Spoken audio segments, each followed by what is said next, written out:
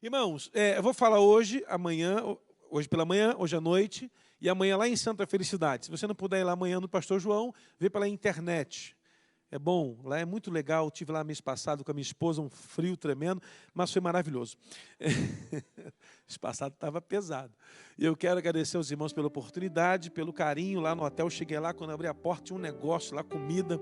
Eu estava cheio de fome, ia sair para comer, já comi lá mesmo, já dali já dormi. E já ontem comi um quibe e tá uma beleza, viu? Eu adoro estar aqui, porque aqui é comida farta, meu irmão, um lugar muito bom. Bom, vamos lá. Abra comigo sua Bíblia em Hebreus, capítulo 11, por favor. Hebreus, capítulo 11. E eu quero ler para você o versículo 23. É o ano de romper em fé. Lá na nossa igreja estamos no ano de proclamar. Cada mês proclamamos sobre uma coisa diferente. E esse mês estamos proclamando uma igreja cheia do Espírito Santo. E à noite eu vou falar sobre isso. Então chega cedo, não tem hora para ir embora, venha com vontade de cultuar o Senhor. Você toca aí, você só sai cantando, você sai tocando? Vamos arriscar? Se der certo, deu certo. Errado, deu certo também. Amém? Vamos lá. Hebreus 11, versículo de número 23. Pela fé, Moisés, quando nasceu, foi escondido 3 meses por seus pais, pois viram que ele era um menino muito formoso e não temeram o mandamento do rei. Esse texto, irmãos, fala de um homem chamado Moisés, que foi talvez o maior líder da Bíblia, ou um dos maiores líderes da Bíblia. Depois de Jesus, Moisés talvez seja o homem mais citado em pregações, em estudos, quando se fala de liderança. Moisés passa por 3 ciclos na sua vida, 40 anos no Egito, 40 anos no deserto, 40 anos trabalhando no deserto e 40 anos tirando o povo do Egito e levando o povo à terra da promessa. Moisés é um líder que chama-nos a atenção pela sua ousadia, embora ele se coloque como um homem tímido e de difícil palavra. Me parece que Moisés tinha uma dificuldade na fala. Alguns alegam que ele era gago, outros alegam que ele era muito tímido, tinha dificuldade de se expressar em público. E o Senhor dá ele uma missão significativa, de ir até o Egito e tirar o povo do Egito e levar até o povo a terra da promessa que os seus pais, avós, bisavós, tataravós ouviram, declarado pela parte do Senhor, que seria a terra ao Israel, o povo aquele a quem o Senhor havia chamado. Mas nada seria válido na vida de Moisés se os seus pais não tomassem uma atitude diante de um decreto de morte. E eu vim aqui para falar para você nessa manhã, desfazendo decretos de morte. Você pode repetir comigo? Desfazendo decretos de morte. E eu queria compartilhar com você esses decretos dentro do nosso chamado. O Serginho já deu uma aula aqui de chamado, então essa parte eu acho que até vou pular. Só vou dar um toque. E o restante, e a gente vai falar sobre o restante. A gente olha para esse texto, vamos reportar ao Egito Antigo. Primeira civilização moderna daquele tempo, andando à frente de todos os seus povos, com uma tecnologia diferenciada, riqueza significativa por conta de um tempo de vacas magras, em que todo o povo, toda a terra foi até o Egito para se abastecer e praticamente toda a riqueza do mundo se voltou para a mão do Egito. Porque durante um período de 7 vacas gordas, um homem chamado José administrou o Egito, homem cheio do Espírito do Senhor e de sabedoria, e esse homem fez com que as nações convergessem para aquele lugar. E quando a gente percebe que Israel vai toda a família de Israel para o Egito, e lá naquela terra, eles começam a crescer numerosamente. E me parece que se você estudar um pouco sobre a história do Egito Antigo, você vai perceber que os hebreus, vamos chamá-los de hebreus, eles eram o povo mais populoso que havia depois dos egípcios daquela região. Tinham muitos filhos, era um povo numeroso, um povo grande em caminhada, forte no trabalho, porque um faraó esquecera do trato feito com José no passado, que fora governador da linhagem de seu Israel, ou Jacó, se você assim preferir. Ele bota o povo hebreu para trabalhar, usando sua sabedoria e conhecimento, e esse povo se torna escravo. Temendo uma grande rebelião, foi-se estudar a história dos hebreus. E lá no Egito descobriu-se que se levantaria um dia um libertador para o Egito, para os hebreus. E esse homem seria um homem poderoso. Faraó, inadvertidamente, decidiu então tomar uma ação. Vamos matar todos os meninos que nascerem a partir de hoje no Egito. E curiosamente nasce Moisés. A Bíblia vai me dizer que Jesus nasce num período em que Herodes também manda matar todos os meninos recém-nascidos. Me parece que o diabo se levanta para matar projetos que o Senhor está plantando no ventre. A Bíblia diz que nós fomos chamados desde o ventre. Posso ouvir amém? Há um chamado para você no ventre da sua mãe. A Bíblia diz que o Senhor nos chamou, nos capacitou, nos escolheu lá no ventre. E dali por diante nós decidimos aonde queremos chegar no chamado que Deus nos colocou. Quando eu olho para Moisés, eu percebo que os seus pais não sabiam o que Deus tinha para ele. Mas os pais já declaravam que sobre Moisés haveria algo diferente. E aqueles pais pegam o menino e não aceitam o decreto do rei, escondem por 3 meses. Agora imagina as parteiras e os soldados procurando uma criança chorando e conferindo se era menino ou menina por todo o Egito. Como guardar um menino durante 3 meses que chora quando quer mamar, que grita quando sente dor, no meio daquele lugar pobre, sofredor, em meio a tendas, sem muita estrutura para cuidar de uma criança. Então a mãe de Moisés pensa, não vai ter muito jeito. Vou colocar o meu filho num cesto, colocar no Nilo, e que o Senhor Deus guarde meu filho. A Bíblia diz que a mãe de Moisés coloca ele num cesto. E a Bíblia vai dizer que ele vai até a um local onde a filha de Faraó está se banhando. E ela vê aquele menino lindo. E fala, criança linda, vou levar essa criança para casa e cuidar dele. Se Deus queria esconder aquele menino, não tinha um lugar melhor do que na casa do seu assassino. Porque eu duvido que o Faraó mataria o seu netinho agora. Agora você pensa, se Deus tinha um problema, ele solucionou fácil. Um dia eu vou encontrar Moisés. Então, mãe, deixa que eu cuido. Pais, em nome de Jesus, deixa Deus cuidar dos seus filhos. Deixa Deus cuidar dos seus filhos. Porque você pode faltar amanhã e não vai ter mais controle sobre ele. Mas Deus nunca vai faltar, nunca faltará o controle sobre seus filhos. Eu não podia ter filhos quando me casei com a minha esposa. E eu descobri isso antes de casar. E fui falar com o pastor. E falei, pastor, estou com um problema aí. Eu descobri nos exames aí que eu fiz que eu não vou poder ser pai. Ele, besteira. Vocês conhecem, né, a peça, né? Besteira. Eu nem sei se eu conto para vir, porque ela pode não querer casar. Esquece, vai dar certo. E eu acreditei, né? Sinal, mesmo semana passada foi o dia do pastor, quem sabe disso? Quem deu presente para o seu pastor semana passada? Pecadores. Lá na igreja não teve o dia do pastor, porque tinha um pastor que não podia estar. A gente marcou para 1º de julho. Estou cheio de... Já estou até contando. Tudo aqui eu ganhei, irmão. Tudo aqui eu ganhei. Camisa, tudo aqui eu ganhei. Lá da igreja. E ai deles que não dei. Me perturbam 364 dias no ano. Aí um dia sou eu, né, irmão? E os outros pastores também. Mas eu tenho que ganhar mais que eles também, porque eles também me perturbam. Eu já até dei o presente do pastor. Essa semana você aproveita, chama mais um pix, manda lá alguma coisinha para o seu pastor ou para algum dos seus pastores aí. Não, mas tem que falar, isso é pregar, pastor. Honrar o profeta é o caminho da bênção. Olha só. E o que acontece, irmãos? Vamos lá. Moisés começa sua trajetória durante 40 anos. Aprende toda a lei do Egito. Possivelmente Moisés fora um dos únicos hebreus alfabetizados daquele tempo, porque a escrita começa no Egito Antigo, você sabe disso. E a alfabetização era uma capacidade dada apenas para os sábios. E Moisés aprende a ler, a escrever.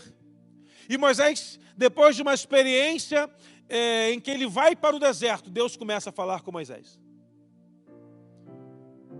Moisés começa a passar a sua caminhada, observando que Deus tem algo para a sua vida, mas ele não sabe como fazer. Alguém já passou por isso aqui? Deus pediu para você fazer alguma coisa e você não sabia como fazer?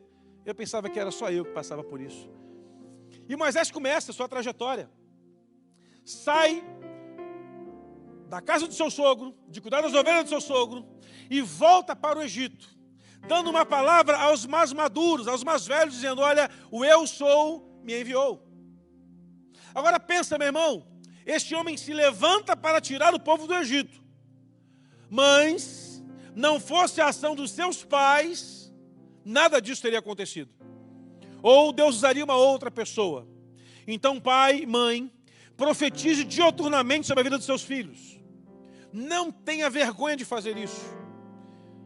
Ainda pequeno, ou ainda no ventre, ou ainda em projeto no seu coração, libere uma palavra de bênção sobre ele, como o pai de Noé assim o fez. Quando Noé nasce, o pai disse: esse moço será grande em obras diante do Senhor. E quem foi Noé? O homem que restaurou essa humanidade. Agora imagina, meu irmão, um homem chamado João Batista, que a Bíblia diz que desde o ventre já foi gerado cheio do Espírito Santo. Agora imagine Maria, que o Espírito Santo veio sobre ela e Jesus foi colocado em seu ventre. Entenda, meu irmão, homens e mulheres foram levantados nesse tempo, mas eles precisam ser profetizados pelos lábios daqueles que o colocaram nesse tempo. Seja você uma voz sobre a sua casa, sobre seus filhos, e já comece hoje a declarar a seus filhos uma palavra de bênção. Aqueles pais acreditaram que algo viria a partir de Moisés e separaram, tiraram um decreto de morte e a vida começa a acontecer. Agora uma coisa que eu quero trazer para você, irmão. Quem tem um chamado de Deus tem crises e decretos sobre a sua vida. Eu poderia contar para você que muitas histórias de muita gente, mas eu vou contar uma experiência minha, da minha família. Saímos um domingo à noite para pregar numa igreja lá no Rio de Janeiro. Volta Redonda. Quem sabe aqui, o Rio de Janeiro, eu moro no Nova Iguaçu, tenho que subir a Serra das Araras. E no final da serra eu estava subindo, minha esposa e os filhos.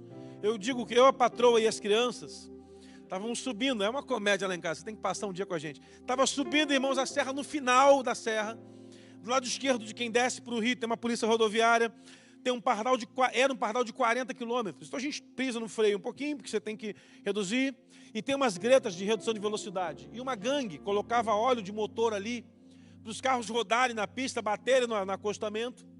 O reboque levava para a polícia rodoviária.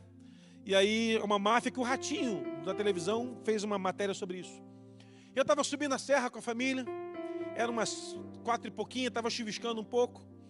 E quando eu passei ali, que eu belisquei o freio, irmão, eu não estava nem em muita velocidade. O carro sambou na pista, de um jeito que eu não tinha mais controle. Rodou de um lado para o outro, não vinha caminhão, nem ônibus, graças a Deus. E eu saí para o acostamento e consegui voltar, consegui alinhar o carro, e o carro quase saiu de novo, e eu fui embora. Cheguei na igreja que eu ia pregar. Parei na casa do pastor antes, descarregamos as malas.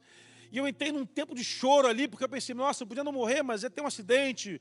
Tudo pode acontecer no acidente, ainda com pouca velocidade. E eu fui pregar naquela igreja à noite. Cheguei naquele culto, irmãos, era uma congregação pequena, não cabiam mais 100 pessoas ali dentro. Aniversário da igreja, o culto seria domingo e segunda-feira. E eu estava pregando ali, do lado da igreja havia um centro de umbanda. E o pastor sempre convidava a chefe do centro para estar lá com eles. E naquele dia a moça estava. E eu estava pregando, não lembro o que eu estava pregando, aquele culto maravilhoso, bem animado.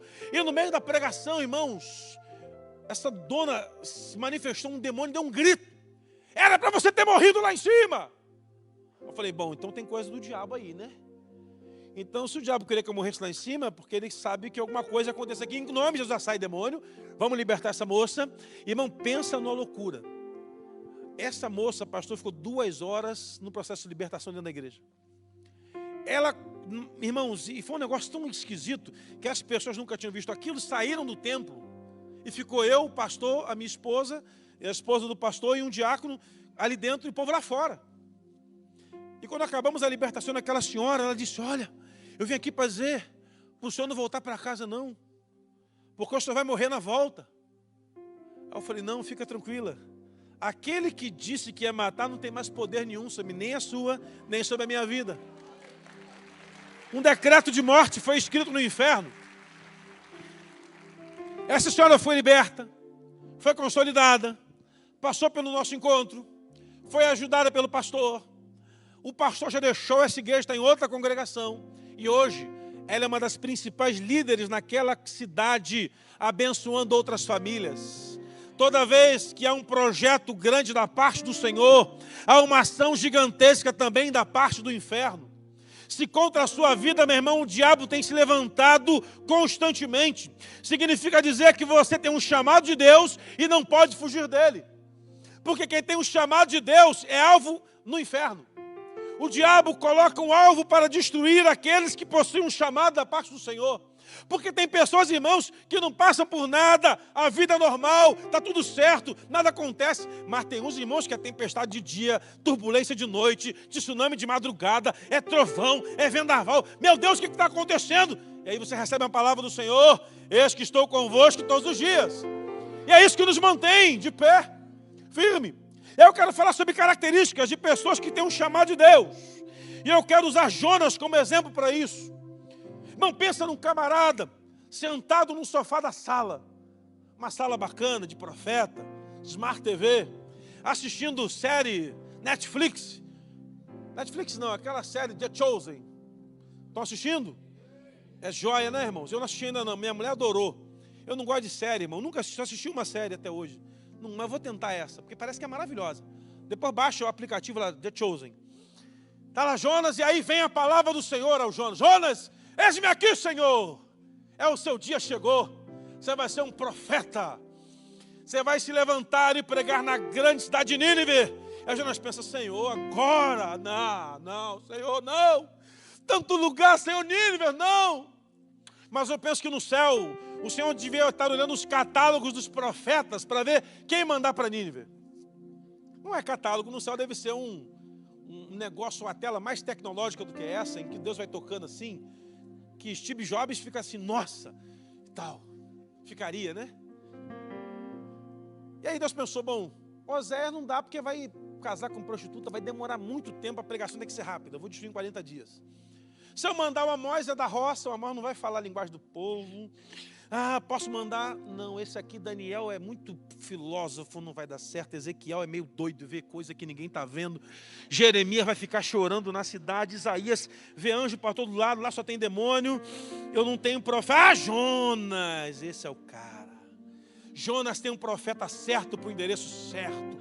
Jonas é o melhor, meu irmão, a gente fala mal do cara, mas olha, me diga um cara que prega uma mensagem só e a cidade toda converte. Fala para mim, já viu isso? Uma pregação só. E ele prega assim, o cara é um profeta do carro, né? Em 40 dias essa cidade vai morrer todo mundo! Vai morrer, morrer, morrer, morrer! Jonas tinha a linguagem que os ninivitas entendiam. Meu irmão, Deus vai colocar você na linguagem que você sabe usar, no endereço que você precisa. Deus vai usar você na sua característica, forma. A única coisa que Deus pede é que você seja profundo e sincero. Porque Ele não vai mudar suas características para você fazer nada daquilo que Ele não colocou na sua personalidade. Desde que você não seja um cara encrenqueiro, uma varoa encrenqueira, porque ninguém aguenta, né? Aí Jonas fala assim, não dá, não, é lá, Nínive. E Jonas, ele vai para o porto. Ele, ao invés de pegar um navio para Nínive, foge para outro canto. Eu fico pensando, irmãos, aquele homem pensa assim, se eu for para lá, eu vou morrer como os outros. Eu vou te contar a história de Nínive. Nínive matavam os profetas daqueles que não eram deuses dos sírios. Cortavam a cabeça. Colocavam numa lança com o nome do Deus que eles serviam. Jonas seria mais um homem morto. Ao desembarcar no porto, perguntaria assim para ele, você quem é? Sou Jonas. De onde? Eu sou hebreu. Você serve a qual Deus? O dos hebreus. O que você faz? Profeta. Mata. Então Jonas sabia que seria quase impossível entrar em Nínive para pregar aquela palavra. E aí Jonas faz o que todos aqueles que têm um chamado fazem no início. O que eles fazem? Foge. Se você está fugindo do que Deus está chamando você, é sinal de que Deus vai te usar um dia. Quer queira, quer não. Porque você vai chegar em Nínive. Seja de navio, transatlântico, ouvindo Fernandinho tocar no cruzeiro ou na barriga de um grande peixe. A grande questão é, quando Deus decide usar alguém, Ele vai usar, não tem jeito. Ele vai te usar. Agora você pode fugir, uma hora Ele te pega. Porque Deus ele é tão obstinado em pegar a gente que foge, que o Jonas vai para um navio, e ele desce, ele paga uma passagem, é a primeira vez na Bíblia que é a referência de alguém fazendo algo para Deus, pagando a passagem, porque profeta vai, profeta vem, Deus manda a viúva alimentar, manda corvo dar comida, e ele paga a primeira vez que eu vejo. E ele vai para o porão do navio e dorme, a Bíblia diz que veio a tempestade, vento forte, água batendo no navio, quase quebra, quase racha, um desespero tremendo, Jonas dormindo, meu irmão, que sono maligno é esse? É o sono que muitos crentes carregam na igreja no tempo de hoje. Tem gente dormindo, irmãos, no meio do caos. A família está destruída, o prédio está arrebentado, o condomínio está em desespero, e você dormindo. Meu irmão, se no teu endereço tem uma célula, aquela célula ali é a referência de que todo o seu prédio, o seu condomínio vai ser transformado em nome de Jesus. Deus não plantou você ali por acaso. Deus não colocou, Deus ele é intencional nas suas ações com aqueles que Ele amam. Você ama o Senhor? então ele vai ser intencional contigo. E balança para cá, balança para lá, um desespero tremendo. Os caras começam a procurar o problema, jogam carga para fora do navio, não adianta. E aí quando chegam no porão, onde havia caixa, animal, um monte de coisa, lá batendo de um lado para o outro, encontram um homem dormindo. E o responsável grita: acorda, dormente. Clama ao teu Deus, porque talvez assim haja esperança para a gente.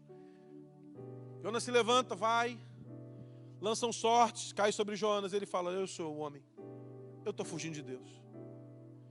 O que é que a gente faz? Homem sério, hein? Jonas já não é mentiroso, ele prefere ficar quieto. Jogado no mar. E um grande peixe o engole. Quando você lê lá Jesus falando sobre essa parábola, o tradutor do grego coloca baleia. Mas nós sabemos que uma baleia não pode comer, engolir um homem inteiro, vivo. O único peixe que pode fazer isso é um cachalote. Tem até uma história de um marinheiro inglês que foi engolido por um cachalote, encontrado vivo depois de uns 4 ou 5 dias. É o único peixe. Inclusive o Dr. Russell Shedd conta que ele dava aula de filosofia.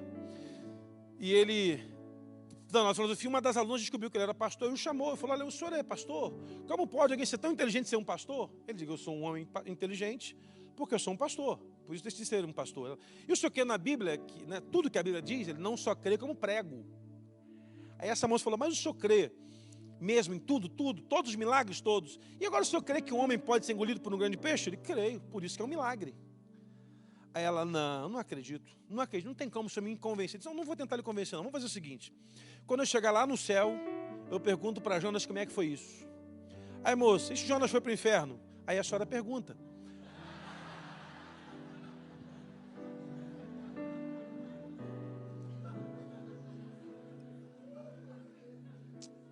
Simples, né? Resolveu o problema. Alguém vai ficar sem resposta. E aí eu fui estudar sobre esse peixe nativo. Nada em águas frias, onde não há, ou quase não há embarcação tripulável. Mergulha nada no mais profundo, os pescadores aí devem saber disso. Peixe esse que vive no Ártico. E agora Deus fala assim para esse peixe: temos uma missão, peixe. Porque Deus, ele tem poder, irmãos, sobre todas as coisas. Salmo 19 diz que os céus manifestam a glória de Deus e o firmamento anuncia as obras das suas mãos, e tudo que está no ecossistema respeita a voz do Senhor. Então Deus, é mais difícil mandar um profeta para Nínive do que mandar um cachalote nadar quilômetros até chegar ali e ficar esperando alguém cair no mar. Eu imagino o peixe assim pensando: rapaz, mas esse Deus hoje me deu um trabalho difícil, hein? E o primeiro que é que eu engulo. E aí cai o profeta. Aí o peixe. E agora Deus chega, eu faço. Vai para Nínive. Jonas não foi, mas o peixe foi. Deus, ele é sensível à nossa oração, mas tem horas que ele aperta a gente, né, irmão? E Jonas foi vomitado. Imagina, se eu estou lá, eu corro, mas eu faria uma selfie antes, filmava para vender para a internet. Isso é muito like, né, irmão? Pensa só. Um peixe vomitando alguém na praia. E Jonas se limpando do vômito e Deus falando: pronto, não vai mais passar pelo porto. Já não vai ser mais morto dentro da cidade. Deus tem a solução para aquele a quem Ele chama. Deus tem a solução para aquele a quem Ele chama. Ele guarda, Ele sustenta, Ele mantém de pé. Se Deus te deu um ministério, meu irmão, Ele vai te guardar, vai te sustentar e vai te manter de pé. O problema é que nós já queremos o sustento antes de confiar no Senhor. Quando eu olho para Jonas, eu penso o seguinte: cara, joia. E ele vai pregando, e ele é um avivalista, ele prega com tremor e intrepidez, e todos ouvem aquela mensagem e pensam: como é que esse cara chegou até aqui? Se ele contar o testemunho dele, já vale, né? Vi engolido por um peixe. Meu Deus, como é que foi isso, seu Jonas? Olha, e tal, mas Jonas não queria isso. Jonas, ele só dizendo: vai destruir a cidade. E aqueles homens que estavam acostumados com destruição se rendem ao Senhor.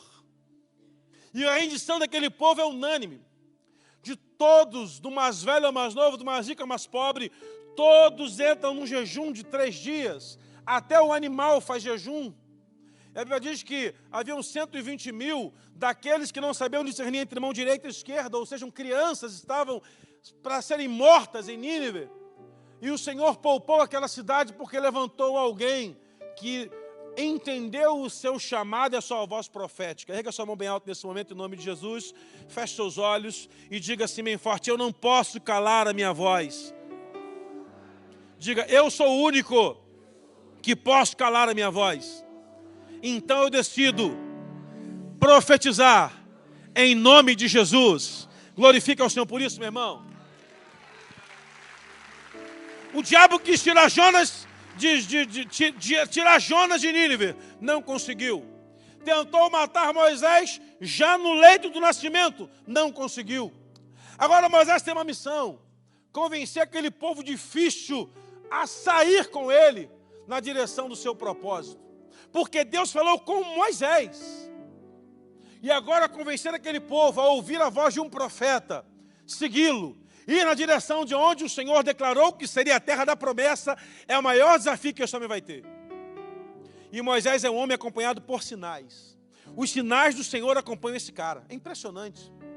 Moisés, ele tem trânsito entre os hebreus, por ser hebreu, e tem trânsito entre os egípcios, por ser um camarada criado lá dentro do palácio do rei do Egito. E aquele faraó, meu irmão, endurece o coração. O Senhor endurece o coração, não para dificultar o processo, mas para afiar o machado do profeta. Porque esse homem agora precisa confiar em Deus de uma forma como nunca antes. Irmãos, é o tempo da igreja confiar em Deus como nunca antes. Eu não sei se você percebeu isso, mas a igreja de agora não tem nada a ver com a que deixamos em 2020. Irmãos, nós tínhamos uma igreja em 2020 que era completamente diferente da que temos hoje. Eu me lembro que em 2019 traçamos um projeto de 5 anos, né, em desenvolvimento ministerial e tudo mais, e teve uma reunião, e foi bacana, anotamos tudo e tal. Chegou em janeiro, a gente tirou férias, fevereiro, começamos a ouvir de rumores de que ia fechar a igreja, tudo. Não, a igreja não fecha, não vai fechar, duvido. Estou para ver, governador que vai fechar a igreja. Terceiro domingo de março, acabamos o culto de envio de missões, fechou. Eu falei assim, semana que vem abre, só em junho. Lá no Rio voltamos em junho. Fiscalização ia nas igrejas, de vez em quando batia lá alguém para fiscalizar. Tivemos alguns atritozinhos lá, mas tudo certo. E aí, tudo online. O povo lá da minha região é muito ruim para online, a gente tinha um canal no YouTube que nem usava. Tinha um Facebook, o Instagram era forte, mas o restante...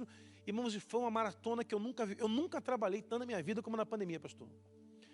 E foi assim, nós começamos em março e só paramos em dezembro. Muito trabalho, irmão, muito trabalho.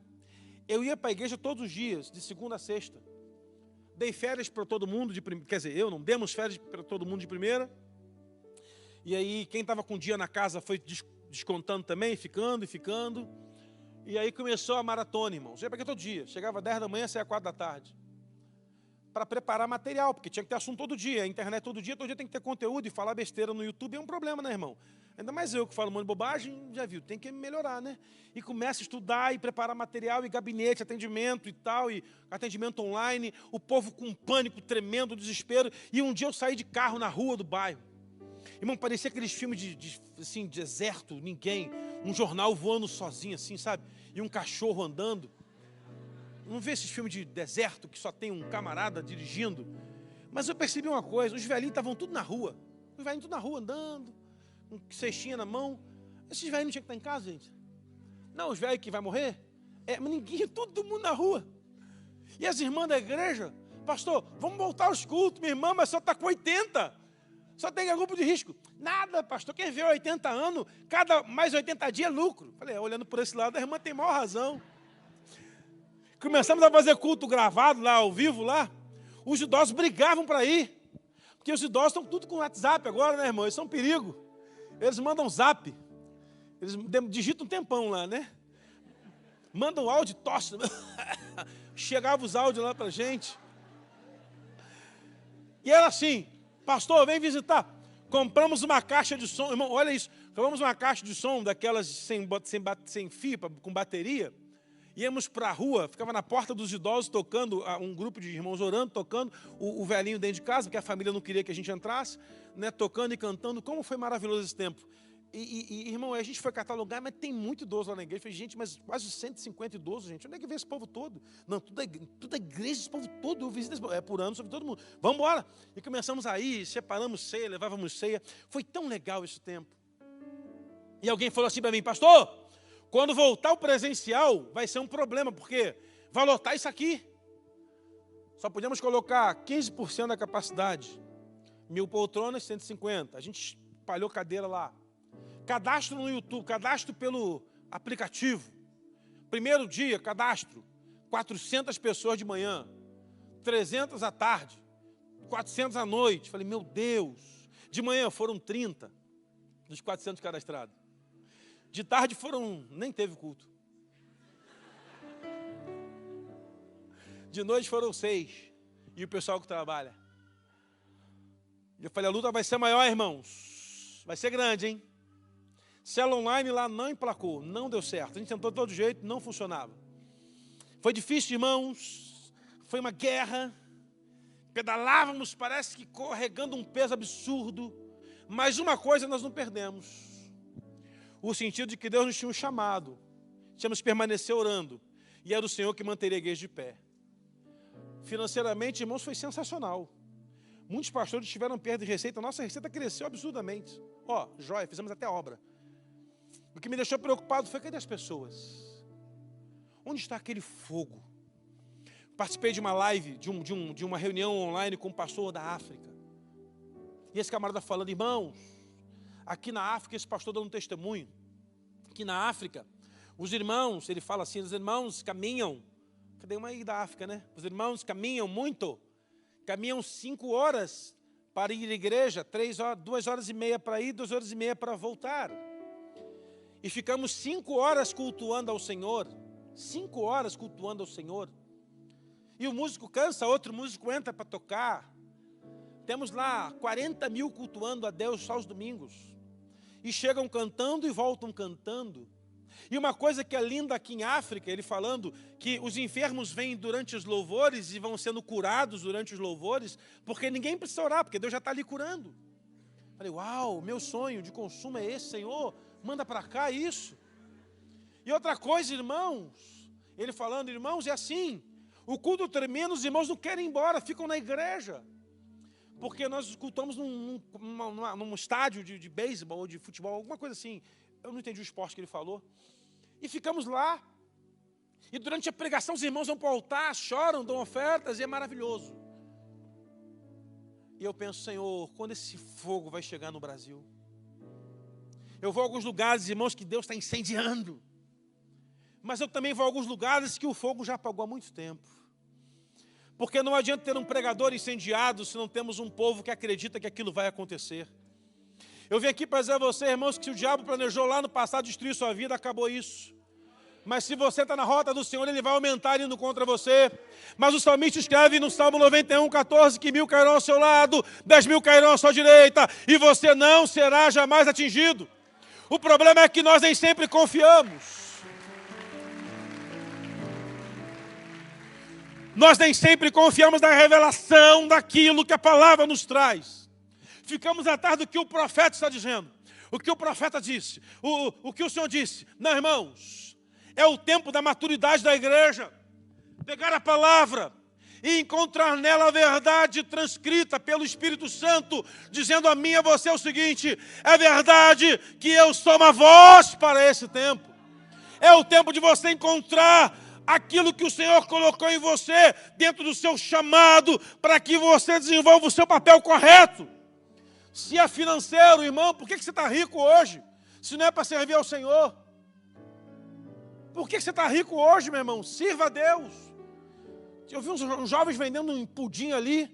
Você tinha que passar lá e deixar um pixzão lá para eles irem para o congresso.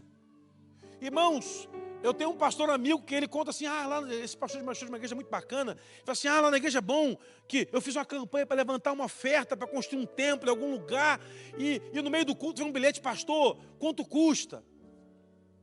Aí ele não sabia de quem era o bilhete, o diácono que trouxe. Ele botou assim, 2 milhões. Ele também não sabia, né? E pastor sempre chuta para cima, irmão, porque vai acertar alguma coisa. Não, eu sou pastor há 20 anos.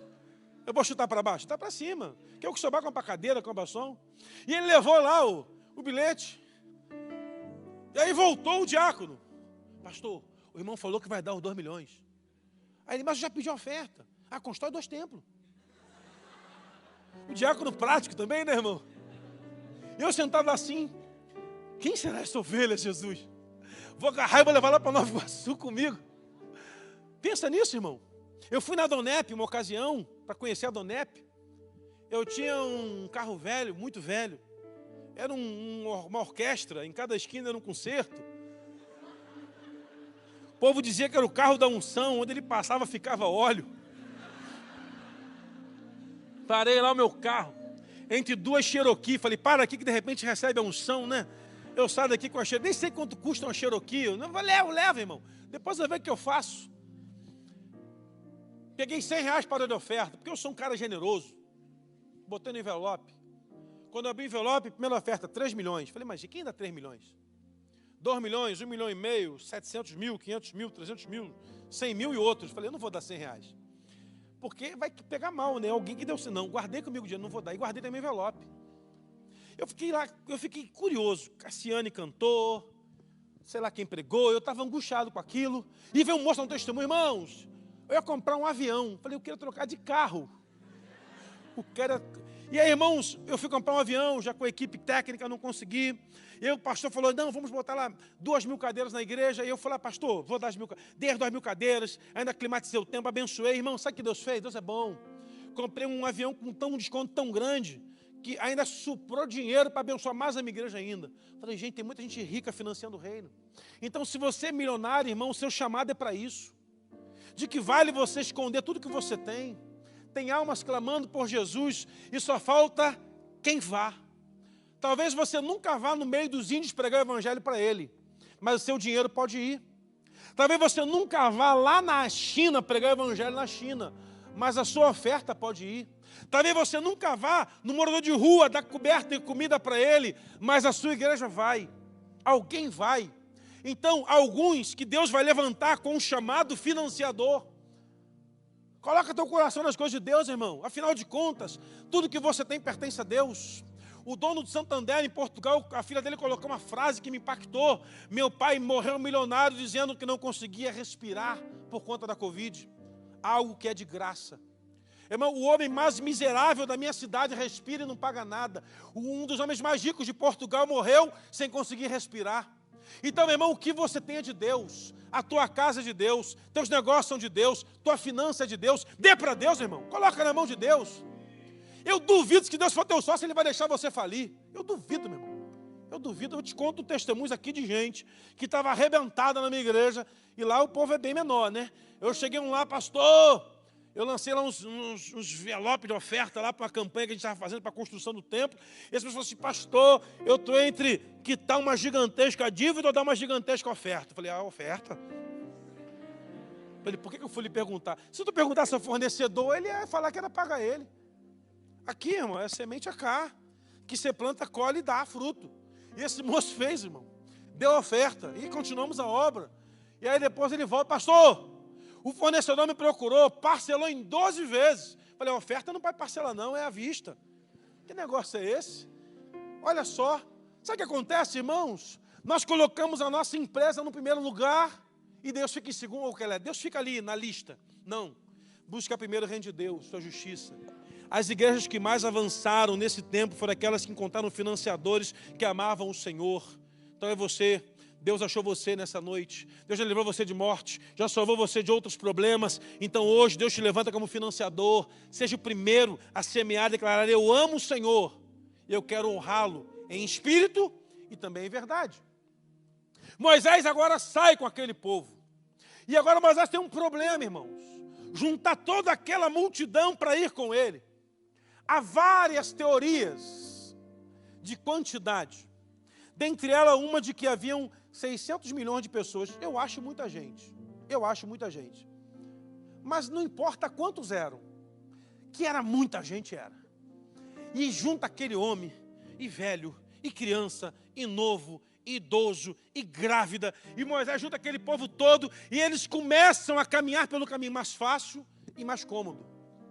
Esse é o problema muitas vezes da igreja. Nós caminhamos e queremos o caminho mais fácil e mais cômodo.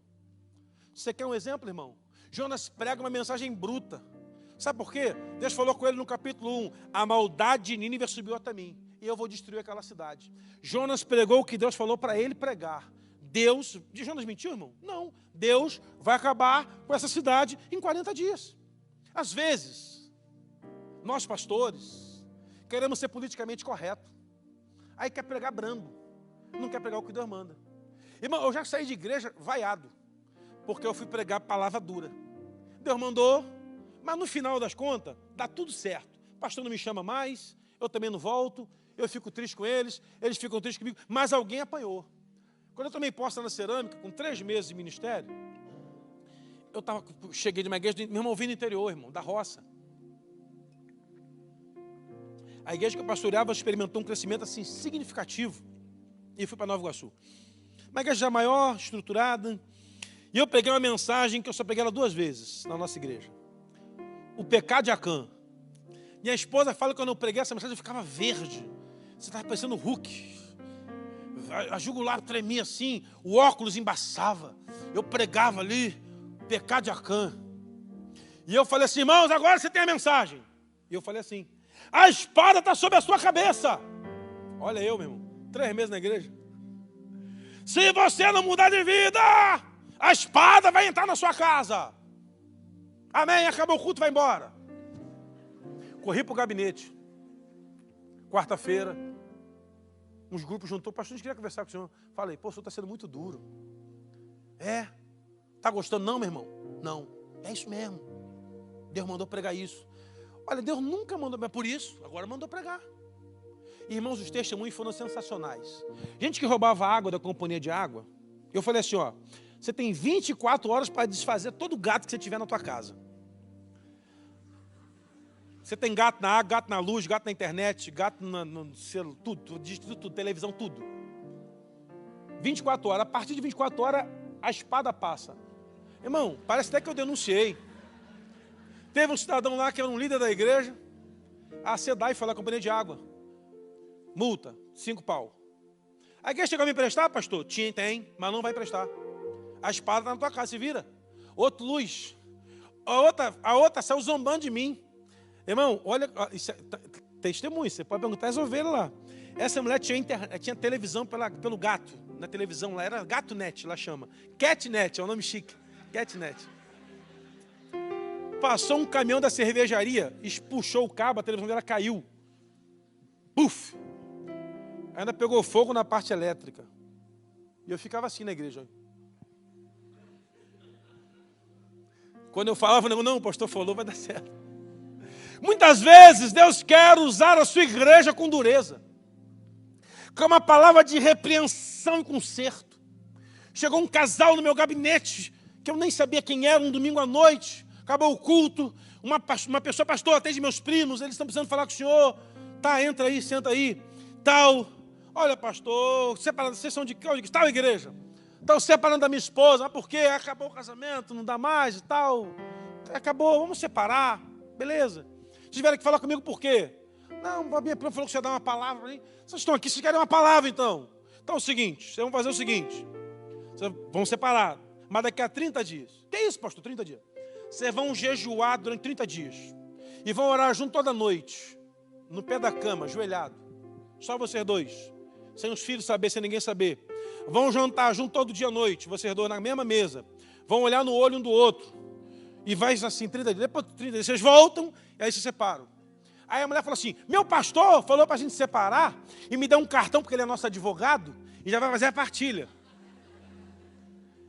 Eu arranquei os 30% do pastor dela. Nem voltaram. Também nem lembrava. Aí um dia chega a Kátia, pastor, olha aqui, está com o computador aí, abriu o notebook. É Orkut, você lembra do Orkut? Lembra do Orkut? É velho, hein, Vanã? Os dois estavam no Nordeste passeando de segunda lua de mel. Passado um tempo, já na era do Facebook, Paris, o amor é tudo. Nem voltaram para agradecer a palavra dos 30 dias. Parecem os 9 leprosos. Sabe o que falta às vezes, irmão? Jejum e oração. Jejum e oração. Eu estava numa reunião, irmãos, e eu não tenho nada contra. E aí, num papo lá com pastores, o senhor faz também terapia, pastor? Minha terapia é só o Espírito Santo, por enquanto. Eu vou lá e falo, Senhor, estou ruim. E eu falo tudo, irmão. Senhor, está mal, estou brabo, tem hora que eu quero morrer também.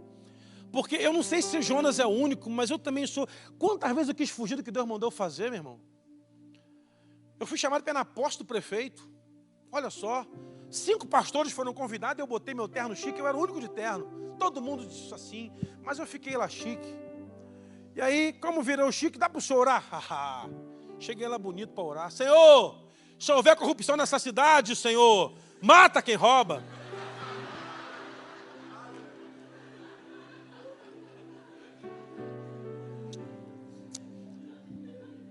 Foram os melhores 4 anos administrativos na cidade. Obra para todo lado, hospital. Posse seguinte, tu mesmo? Não me convidou. Pastor jantou com ele lá no aniversário da igreja lá. Eu estava um dia deitando, meu telefone toca. O prefeito, olha isso, um prefeito ligando para mim, está com 1 milhão de habitantes, 300 mil pastores na cidade. Ô prefeito, o senhor pode orar por mim? Claro, eu sei que o senhor não gosta de mim, não tenha dúvida disso, nem um pouco. Mas eu sei que se você orar vai acontecer alguma coisa. O respeito chega quando somos autênticos, irmãos. O nosso ministério tem que ser autêntico. As pessoas não podem pensar, não, ali vai, não, ali a coisa não, passa para a próxima. Quando chegar ali, até aqui a gente vai, mas dali não dá para negociar, porque é inegociável os valores que aquela igreja acredita. Eu fui convidado por um candidato, pastor, essa obra aí acaba com 6 meses, falei que ela demora 6 anos. Dizendo, pastor, se o senhor for no evento que eu faço, então chama a palavra, quando passar a eleição eu vou. Mas não, pastor, tem que ser durante o período, não. Meu negócio é outro, irmão. Meu negócio aqui é profetizar, falar contra, falar mal, bater e profetizar contra. Porque o profeta é esse. A voz profética é essa.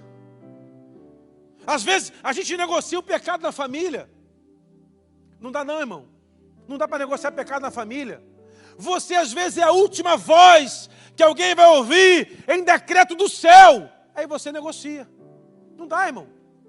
O que a palavra declara é o que nós seguimos. Não temos como voltar atrás, nem acrescentar, nem misturar. Eu na faculdade arrumava confusão direto. Entretanto, ganhei vidas para Jesus também direto. Uma moça perguntou para mim assim, você é pastor, esse professor aí, ele é ateu. Eu falei, ótimo, meu melhor público. Como é bom ver um ateu transformado para a glória de Deus.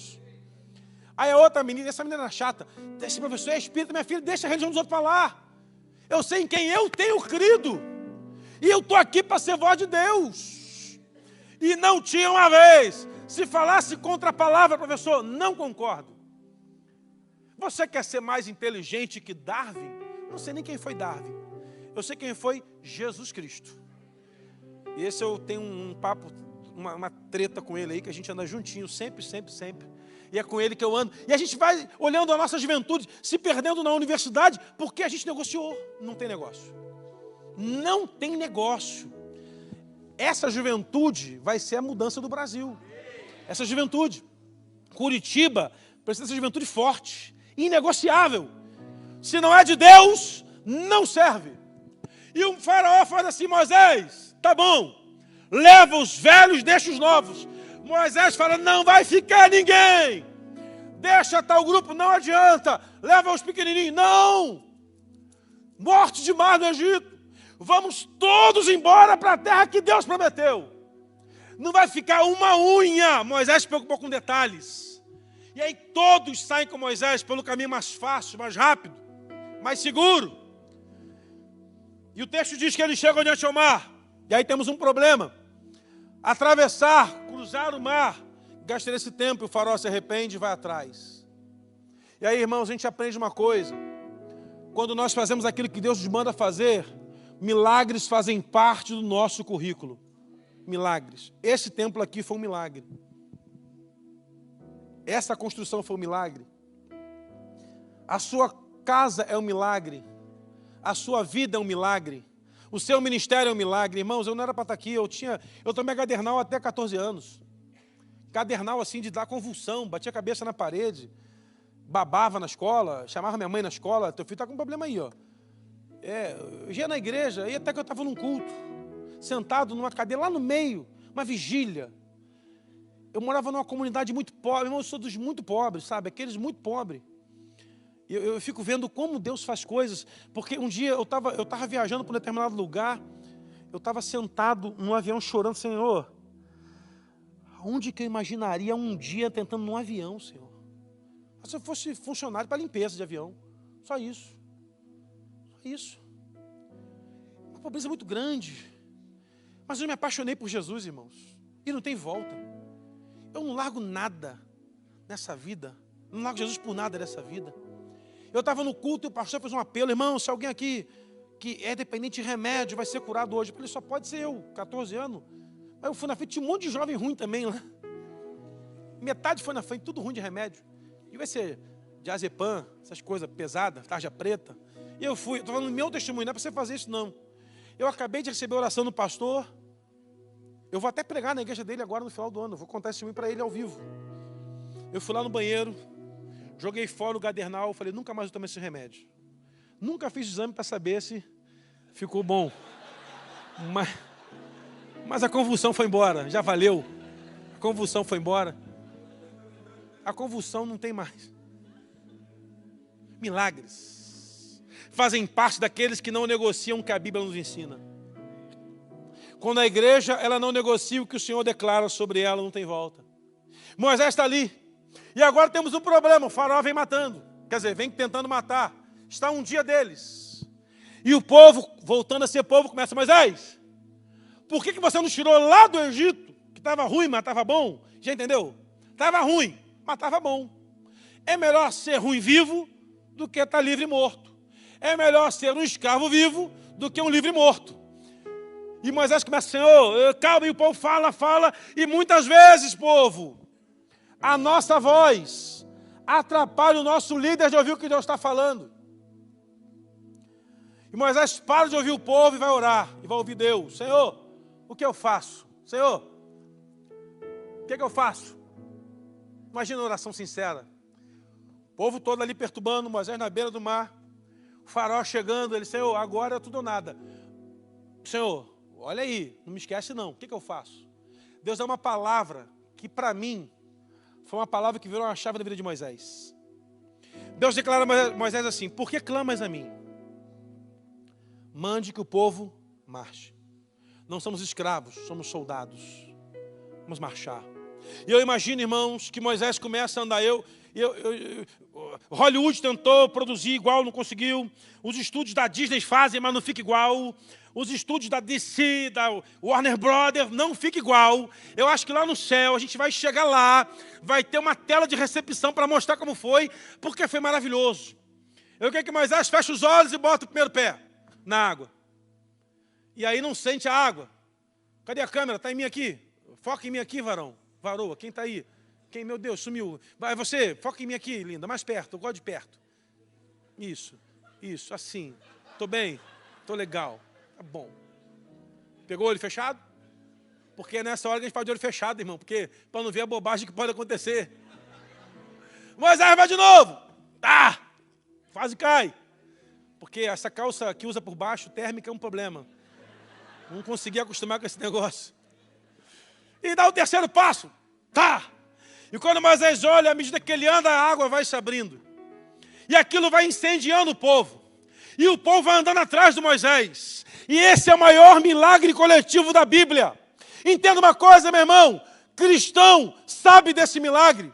Muçulmano sabe desse milagre. Hare Krishna sabe desse milagre.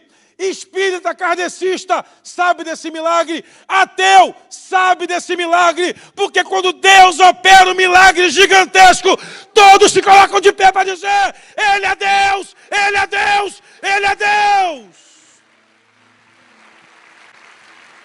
Todo mundo sabe. Aprende na escola, minha irmã, na escola, a criancinha pequenininha chega, mãe, sabe a história do Moisés que abriu o mar? Todo mundo sabe.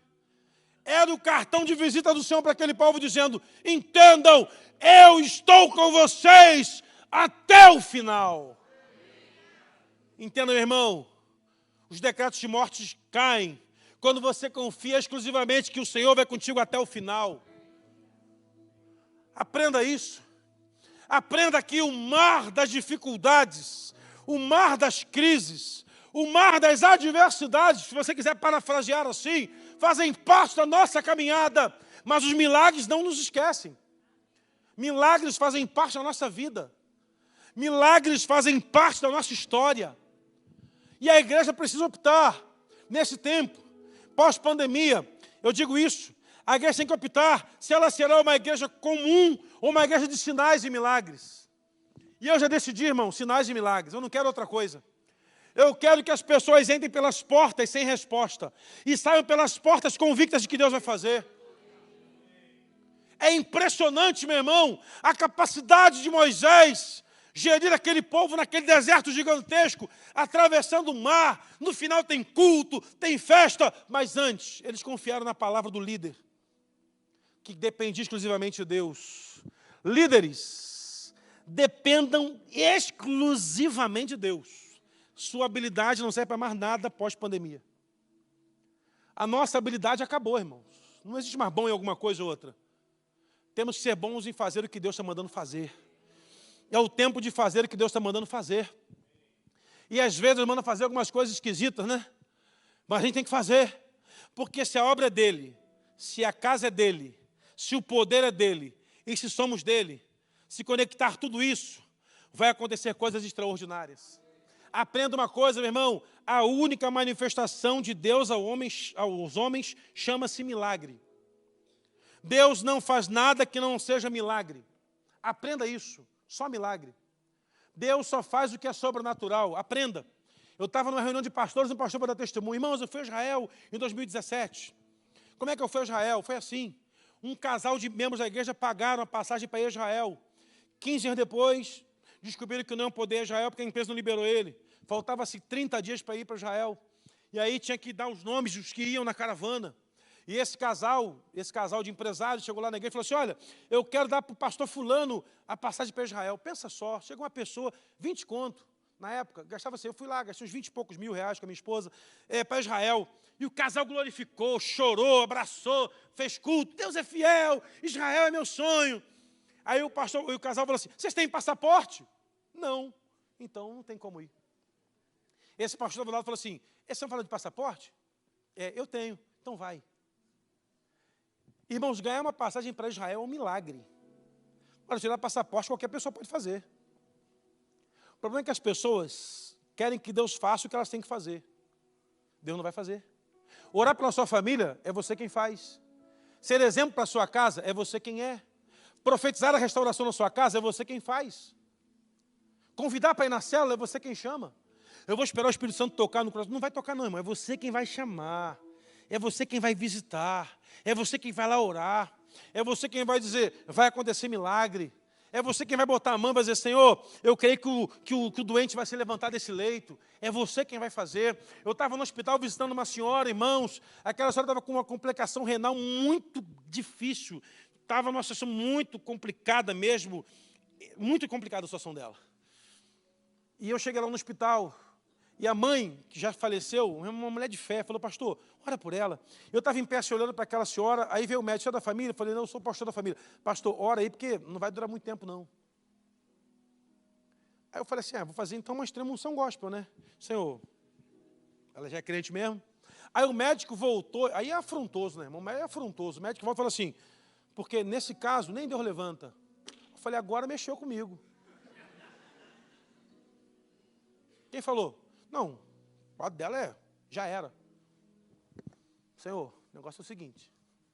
Eu quero evangelizar esse médico. Levanta essa mulher aí, Senhor. Aí eu voltei cheio de poder. Senhor, levantei a mão. Aí eu comecei a orar, pessoal. Ora abaixo. UTI, ora abaixo. Os parentes tudo me chamando. Ora aqui também, ora aqui também. Orei por todo mundo. 20 dias depois, aquela moça estava na igreja testemunhando. De pé. Voltou para o tratamento.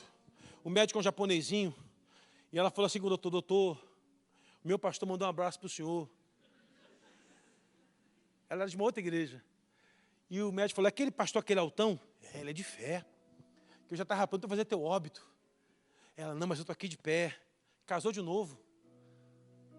Casou de novo, depois de um tempo. Já era divorciada, casou de novo. Construiu família. Por onde passa o testemunho.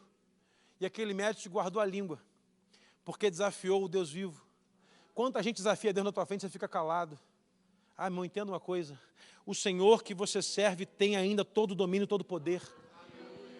E aí Moisés, passando pelo mar, com aquele povo, o milagre é sensacional, que a Bíblia diz que eles passam na terra com o pé seco. Nem umidade tinha para não resfriar aquele povo. Deus é metido, né, irmão? Fala a verdade. Ele cuida de todos os detalhes, né? Como é que vai ter xarope para esse povo todo no deserto, né? Então deixa a terra sequinha, já para acostumar com calor. Todo mundo com o pé seco. Ah, meu irmão, entenda uma coisa. Quando Deus faz algo em sua vida, é algo inquestionável. Não há dúvida de que Ele está fazendo. Não há dúvida de que é Deus. Não há dúvida de que Ele colocou a mão. Quando Deus restaura um casamento que não tem mais jeito, não há dúvida de que foi Deus quem colocou a mão. Quando Deus restaura uma empresa que já faliu, não há dúvida de que Ele colocou a mão. O problema é que nós não testemunhamos que foi Ele que fez. Nós gostamos que as pessoas falem da nossa habilidade. Mas você é um CEO muito habilidoso, você é um mestre na administração, na gestão. Sim, tudo bem, mas o Deus que eu sirvo, Ele que tem todo o poder no céu, na terra, e Ele nunca vai desamparar aquele que deposita toda a sua confiança nele.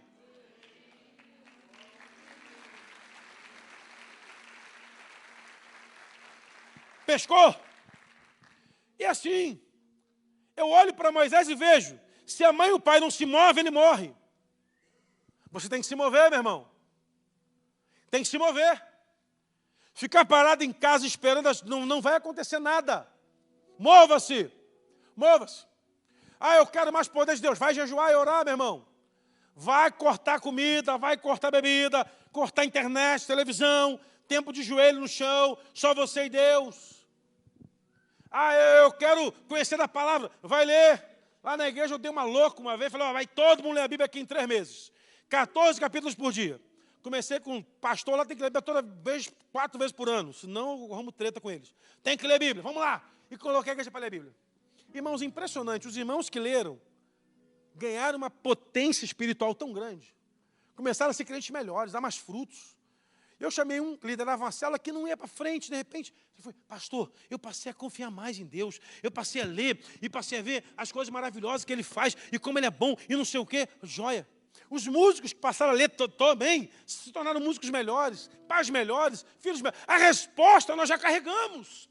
Falta ela entrar no nosso coração, como diz o salmista, escondi a tua palavra no meu coração.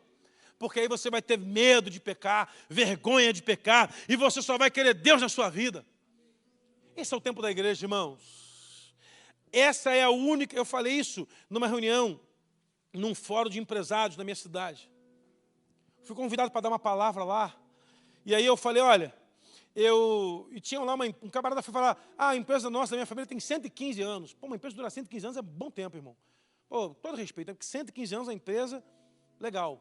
E ele falou e tal, e ele foi dar uma palavra sobre, né, como a empresa de família funciona e tal, e contou as tretas lá, enfim. E aí foi eu. Falei, irmãos, eu sou pastor de uma igreja que tem 2.000 anos. Well, 2.000 anos. Não somos o mesmo corpo? Então tem 2.000 anos. Aqui eu congrego e pastorei tem 67, vai fazer 65 agora. Mas aqui Jesus estabeleceu, já tem 2.000.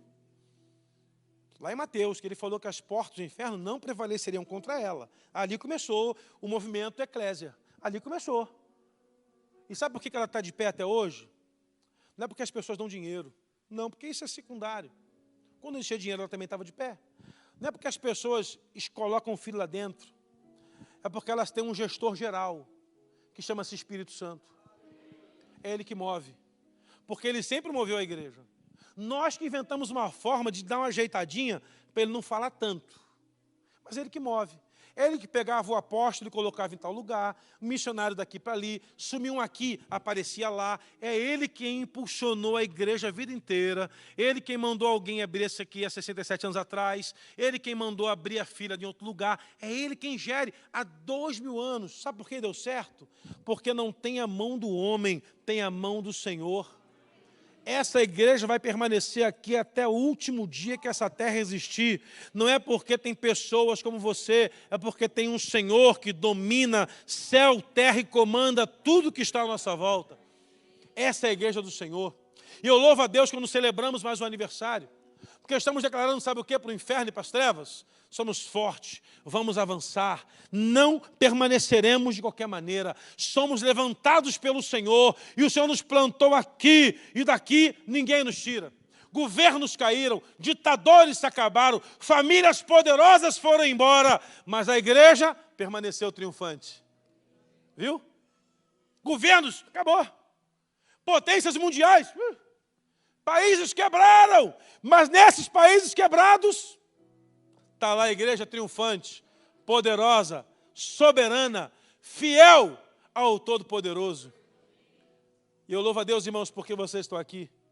E quero dizer para você que hoje à noite, vamos estar falando sobre a importância de andarmos pelo avivamento. Eu quero convidar você a estar aqui para entender uma coisa. Ou Deus te empurra, ou Ele te empurra. Não tem mais volta. Nós estamos numa fase em que precisamos buscar o poder do Senhor para andarmos na excelência do que o Senhor tem separado para a nossa vida. Eu queria orar contigo, eu queria orar com você. Por quê? Porque nós chegamos até aqui como igreja, mas o que vamos deixar para a próxima geração? O que vamos deixar para os nossos filhos, netos, bisnetos, tataranetos? O que vamos deixar para aqueles que se converterão amanhã? Curve sua cabeça, olha o Senhor. Aonde Deus pode usar você? Como Deus pode usar você? Eu convido você a se apaixonar de novo por Jesus. Eu convido você a se apaixonar mais por Jesus. A ter uma intimidade profunda com Ele. A olhar para o Senhor Jesus e crer que Ele não é nada mais, nada menos do que o autor e consumador da sua fé. Eu quero convidar você a, nesse momento, declarar para o Senhor o seu amor a Ele, a sua paixão a Ele, o seu cuidado a Ele. E diga assim, Senhor, eu quero ser o instrumento. Eu quero ser a voz, eu já sou a voz, mas eu preciso, Pai, ser usado pelo Senhor nesse tempo. Ah, Senhor, usa a tua igreja, Pai. Eu já coloquei, vamos lá, as minhas vestes brancas. Essa, vamos lá. Olha o Senhor onde você está, irmão, se coloca de pé no seu lugar. Deus quer usar você, quer usar a sua vida, no seu limite. Pastor, eu sou limitado. Eu também sou, meu irmão. O único que era ilimitado era Jesus. Ele não tinha limite, agora eu também tenho. Os discípulos tiveram, os apóstolos tiveram. E o fato de ser milagre é porque você é limitado mesmo. É porque você é limitada mesmo. Pastor, as pessoas não dão credibilidade na minha empresa porque eu falo. Fale em nome de Jesus para você ver.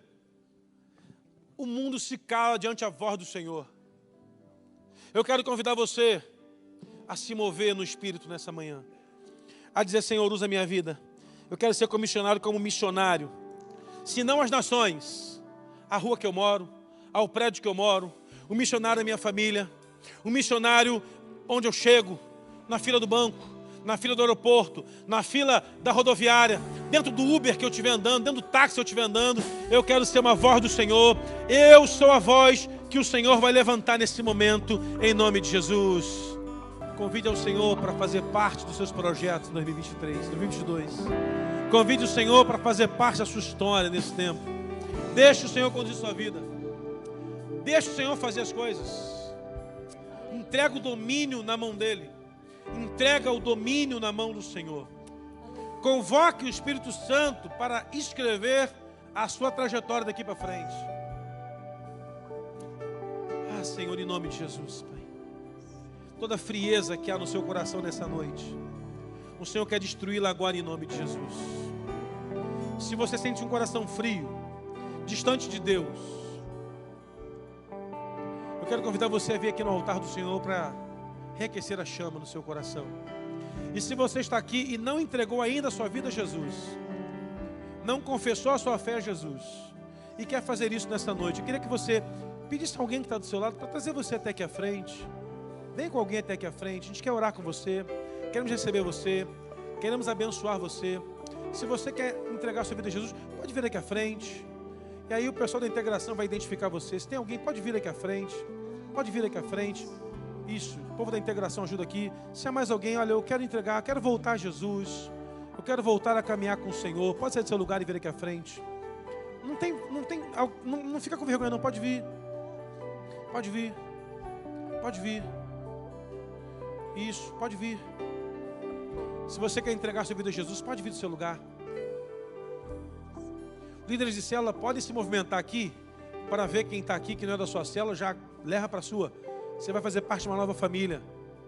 Pode sair do seu lugar, líder de célula, já começa a ver quem está aqui, que não pertence à sua célula, que você não costumeiramente vê na congregação. Convoca essa pessoa para estar com você. Senhor, queremos sair daqui vocacionados a fazer a Tua vontade, a servir na Tua obra, a fazer o que o Senhor manda. Não viemos aqui para brincadeira, não estamos aqui, Deus, para fazer média, estamos aqui para servir ao Senhor. E o mundo saberá que é uma igreja forte, porque onde nós estivermos estará a Tua igreja, e ela será forte, soberana, triunfante, poderosa. E Pai, iremos avançando de glória em glória, em nome de Jesus, e faremos a Tua obra, Deus, até o último dia e até os confins da terra, em nome de Jesus. Glorifique ao Senhor.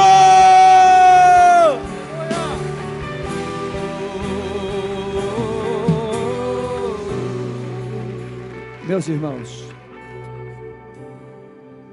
há ainda um desconforto no meu coração.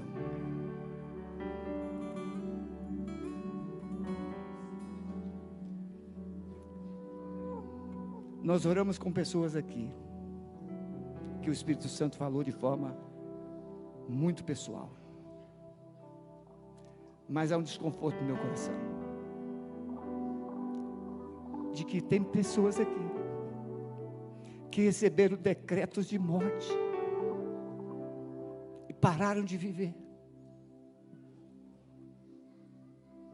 a vida paralisou, a vida perdeu o significado. Mas hoje você ouviu Deus transformando decretos de morte em decretos de vida. Então eu quero desafiar você, lá na galeria, se alguém aqui recebeu uma palavra de maldição, uma palavra de morte que paralisou você, por favor, quebre isso hoje, vem aqui, rápido, não leve essa palavra de morte de volta. Você tem que levar uma palavra de vida. Glória a Jesus. E o Espírito Santo diz que tem mais. Tem mais. Isso, vai profetizando. Glória a Jesus, tem mais. Aleluia. Não vai sair daqui, não vai ficar uma unha. Nem uma unha. Os intercessores, por favor, me ajudem aqui. Pastores aqui. E se você veio com palavras de morte, palavras de maldição, e não há ninguém orando por você, mantenha sua mão aqui erguida, porque o intercessor vai chegar e vai lançar uma palavra. Eu estou quebrando essa palavra, e estou relançando uma palavra de vida, de sonhos na sua vida.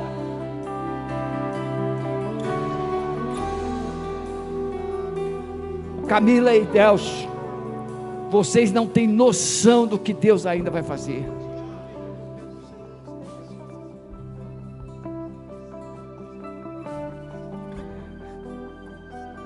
Camila, você é o maior presente de Deus na vida do Deus, como o Deus na sua vida, mas o melhor ainda está por vir. Aleluia. Aqui mais intercessores, aqui pastores, aqui, por favor.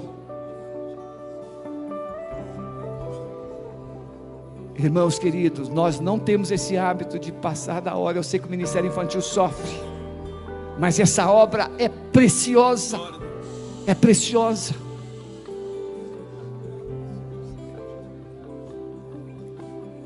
Agora, eu quero que você pense.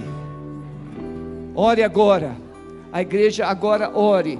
Pergunte: Espírito Santo, quem o Senhor quer me usar para mudar a vida? Deus vai colocar um nome, Deus vai colocar uma família que você precisa trazer hoje à noite. E o que está acontecendo aqui nesta manhã, acontecerá à noite. São oportunidades ímpares. Essa obra poderosa de Deus. Que o amor de Deus, o nosso Pai, a graça maravilhosa de Jesus Cristo, seu Filho amado, e as consolações e o poder do Espírito Santo, seja com a sua vida, seja com o seu casamento, seja com a sua família, seja com a sua casa, e com todo o povo amado de Deus, presente em toda a terra, agora e para sempre. Amém. Vão na paz. Deus abençoe. Até logo mais às 18h30.